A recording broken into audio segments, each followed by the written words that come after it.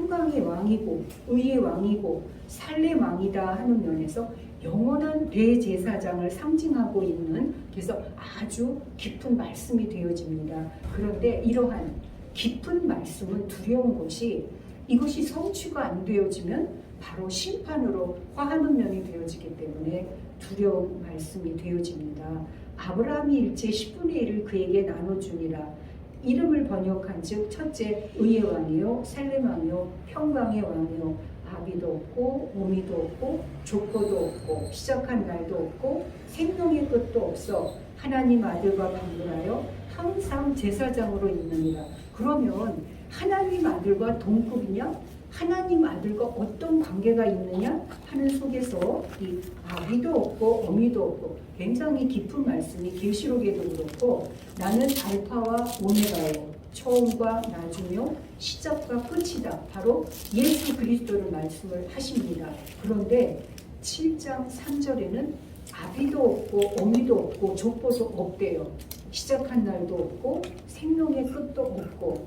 그러면 생명이 탄생함으로 말미암아 무지 혹은 미혹 혹은 부족이 나타나게 되어지는데 탄생이 없다는 말씀이 되어지지 않나요, 이 안에서?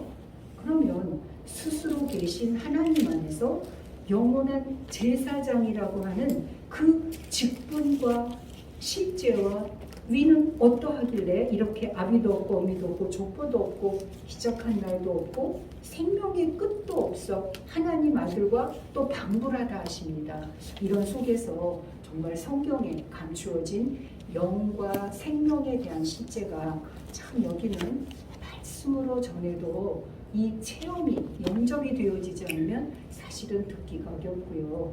영접이 되어졌다 하더라도 생명의 실제가 나아져서 듣고 보고 주목하고 만진 바 되어지지 않으면 어떻게 보면 내가 계속 이 땅에서 나의 생명의 욕구를 쫓아가고 있는 그 안에서는 결코 하늘의 비밀, 하늘의 말씀이 나에게 들릴 수가 없습니다. 또 내가 영적인 하늘의 비밀을 쫓고자 하면 하나님 안에 생명에서 예정되었고 누려지는 그 생명의 환희, 생명의 평안, 생명의 이루는 내 안에서는 계속 날마다 죽고 날마다 사는 표대를 향하여서 나아갈 수는 있지만, 하나님이 안식하심과 같이 안식이 은혜 안에서 주어지는 그러한 평안과 위로는 생명 안에서 누려보지 않고서는 알 수가 없습니다. 그렇기 때문에 글이 아니고 말이 아니고 계시라 하더라도 어느 계시를 어떻게 받았느냐에 따라서 우리의 나타나는 상태 차원 수준 기준이 정말 천태만상이 되어지기 때문에 정말 여기에서는 정점으로 올라갈수록 믿음으로 우선 바르게 출발이 되어질 수밖에 없고, 그 믿음 안에 하나하나 말씀이 구체적으로 해석되어지고 밝혀질 때 그를 이루기 위한 소망이 안에서 우러나와지는 것이고, 그 소망의 표대를 끊임없이 안에서 인도가 되어질 때 생명의 나아짐의 누림의 실제가 은혜 안에서 나타나게 되어집니다. 그래서 이제 그러한 삶의 증거들은 아마 주변에서 보실 수도 있고, 우리들은 성경에 예수 그리스도의 생애를 통해서 은혜를 받고 있습니다. 예수 그리스도는 하나님의 독생자이시면서 모든 구원의 대표고 구원의 표이기 때문에 왜 그렇게 독생자를 표로 해서 생명의 말씀을 밝히셨는가 하는 것은 그 외에 다른 것을 세울 수가 없는 게, 그 생명은 유일한 하나이기 때문입니다. 우리 각자의 생명도 유일한 하나인 것처럼. 그래서 예수 그리스도의 그 독생자의 생명이 거듭난 우리들의 생명과 어떻게 하나였었고 어떻게 있었고 어떻게 되어졌는가를 우리는 끊임없이 성경의 말씀을 통해서 밝히고 있는 것입니다. 다른 둘이라면 이렇게 밝힐 수가 없습니다.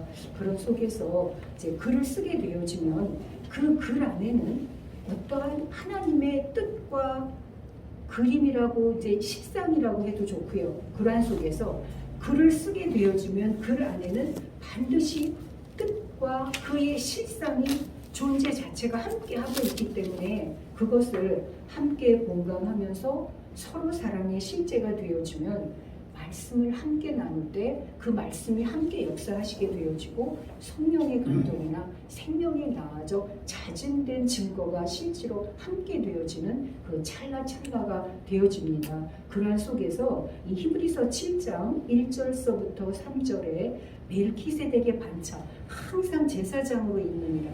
그러면 우리를 구원하기 위해서 초림 예수님 오셔서 십자가를 지셨고 부활 승천하셔서 강림 임재하셨습니다.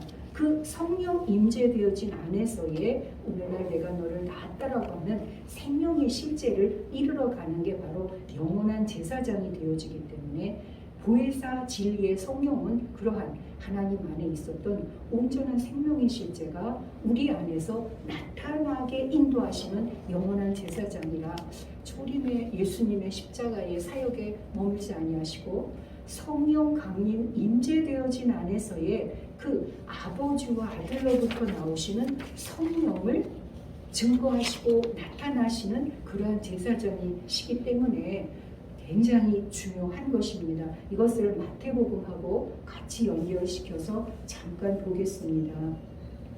마태복음 5장, 6장, 7장이 또 요한복음 14, 15, 16, 17이 핵심이 되어지는데 하나님 아버지의 보내신 보혜사가 새 창조를 하게 되어지시는 그 내용은 바로 주 예수 그리스도의 강림의 실제를 말씀을 하시고요. 그 안에서는 아버지께 순종하고 효도하는 아들들께서 왜 예수 그리스도가 온전한 표가 되시고 우리의 근본 구원의 실제가 되시느냐.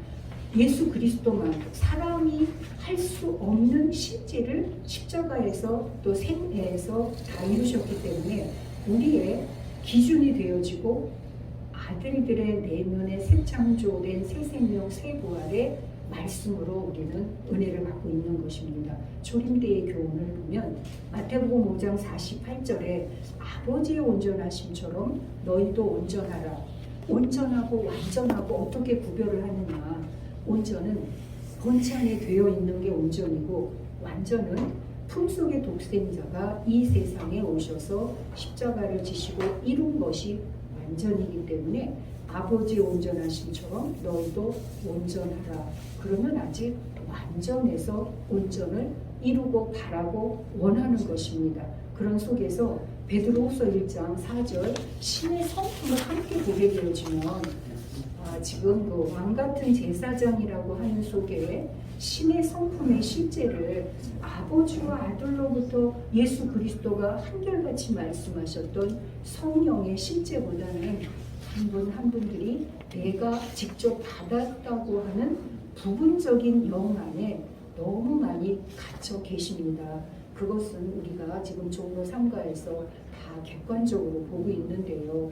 그 한 분 한 분을 보면 이것이 아니면 안 된다고 내가 받은 이 은혜를 통해서 말씀을 받아야만 된다고 하시는 분들이 오고 계시는데 바로 우리들은 근데 그분은 그렇게 하고 계시거든요.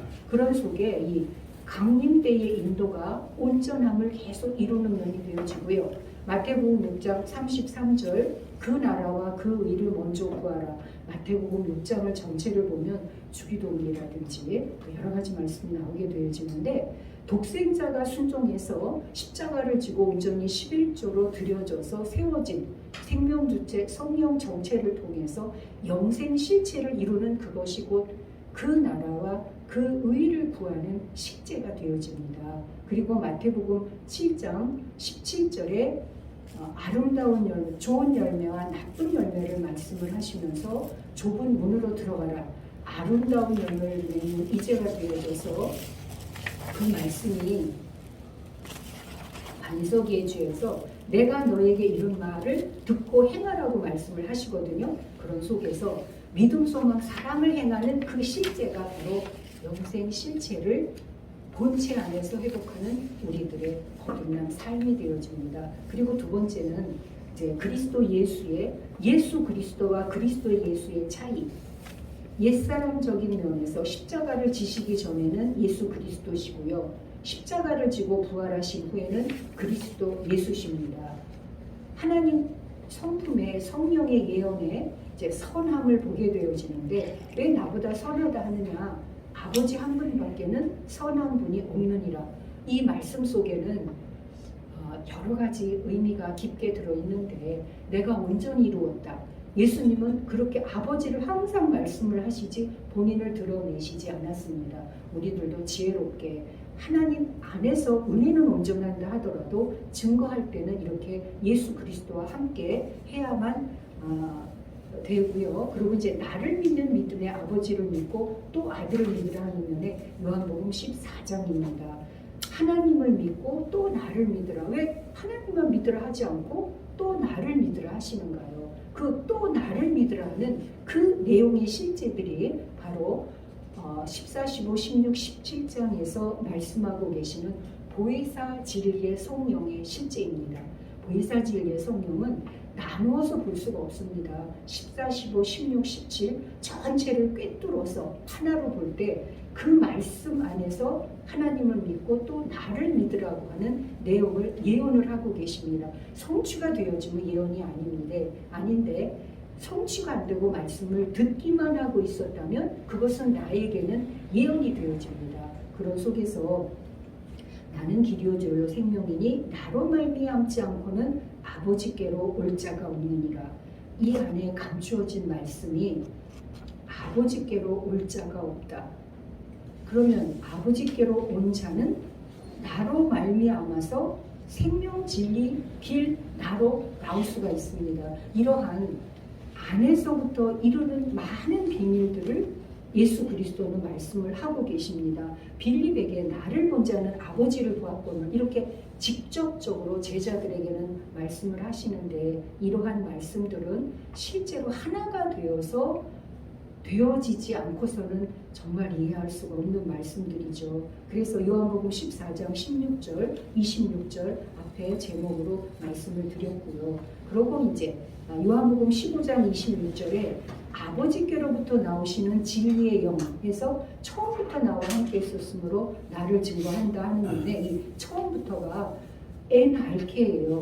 헬라어로는. 그리고 히브리어로는 베레시트예요. 그 베레시트가 창세기 1장, 요한복음 1장이 되어지는데 같은 베레시트이지만 그 내용에서는 또 엄청난 차이가 있거든요. 이러한 것들을 이제 요한복음, 창세기, 요한일서, 계시록해서 하나로 꿰뚫어지는 것이 마무리를 좀 네네 다 했습니다. 또 있다. 네네 다. 예, 그러면 우선 여기까지만 하겠습니다. 네. 예. 네.